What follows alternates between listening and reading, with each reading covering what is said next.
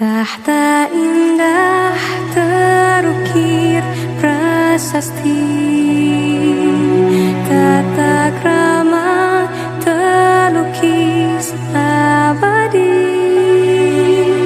Di tanah ini kita terlahir, langit memanggilnya tanah Nusantara.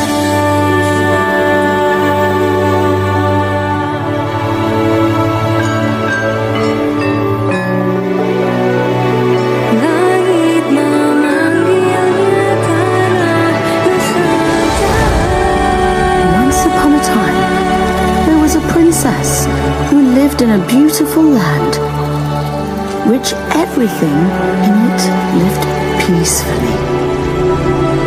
She spent all her time in the depth of a forest with her 8 little friends. There was a hidden secret place, so magical and dangerous at the same time. This is the story where the culture had start.